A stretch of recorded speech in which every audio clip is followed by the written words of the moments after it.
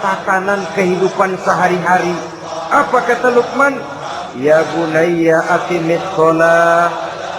Setelah bertauhid, berbakti kepada ibu bapak, punya nilai moral. Ya bunayya aqimis shalah, nak dirikan salat.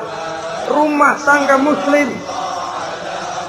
Anak berumur 7 tahun sudah berani meninggalkan salat. Kata Nabi, pukul. Bukan untuk menyakiti, untuk mendidik.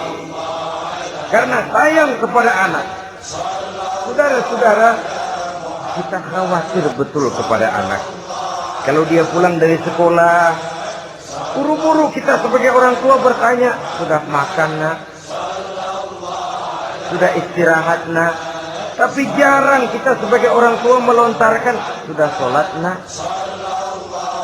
Bahkan kita bisa memberikan sugesti kepada anak. Nah, kalau kau naik kelas 1 sampai naik ke kelas 2, bapak beliin sepeda. Tamat SD nak, motor.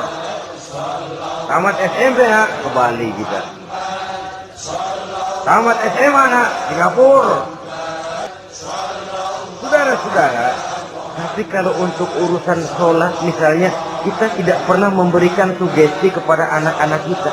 Nah, kalau kau hafal Fatihah lengkap dengan artinya, bapak beliin sepatu.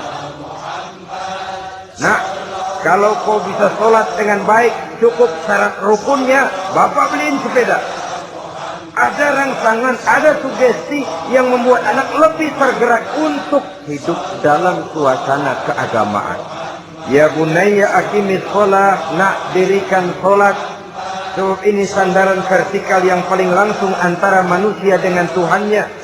Menyadari bahwa sepanjang yang bisa dilakukan oleh manusia hanyalah berusaha dan berusaha, dan kepastian sepenuhnya ada di tangan Allah. Dengan sholat kepribadianmu diperteguh, dengan sholat sandaran vertikalmu kepada Allah diperkuat. Dan pada waktunya nanti Al-Quran memberikan bimbingan, hendaklah minta tolong kepada Allah dengan sabar dan tetap mendirikan sholat. Ya bunayya aqimis shalah. Setelah itu, wa'mur bil ma'rufi wanha 'anil munkar. Tegaklah membina yang ma'ruf, tegaklah mencegah yang munkar. Ini sikap hidup. Sholat tadi tugas hidup. Lalu sikap hidup tampil di tengah masyarakat, membina yang ma'ruf, mencegah yang munkar sesuai dengan kesanggupan masing-masing.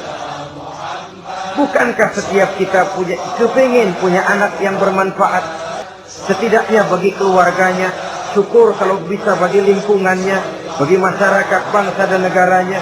Dan satu di antara tanda orang yang bermanfaat, kalau dia bisa hidup menjadi penganjur yang ma'ruf dan pencegah yang munkar. Dan itu kalau tidak ada hidayah, sulit orang mau melaksanakan itu. Sebab apa? Ada kecenderungan belakangan ini di mana agama dianggap urusan pribadi. Sehingga orang lalu sering bilang, jangan bawa agama dah, itu kan bukan urusan agama. Ini sudah ciri berpikirnya sekuler. Jangan bawa-bawa agama. Agama urusan pribadi, artinya orang mau sholat mau enggak, jangan bilang apa-apa dah. Urusan dia sendiri ya. Dia mau puasa dia enggak, merdeka saja, urusan pribadi. Agama bukan persoalan pribadi. Apalagi jika sudah menyangkut amar ma'ruf dan nahi munkar.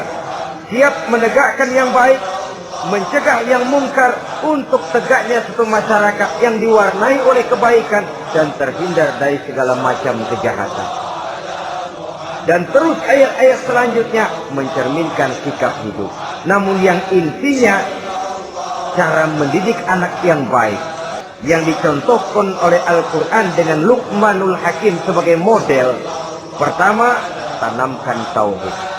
Yang kedua, tanamkan rasa hormat dan berbakti kepada ibu bapaknya. Yang ketiga, tanamkan moral, nilai akhlak yang tinggi. Setelah itu yang keempat, biasakan hidup dalam suasana keagamaan. Kontrollah sholatnya, kontrollah baca Qur'annya, kontrollah puasanya di bulan Ramadan.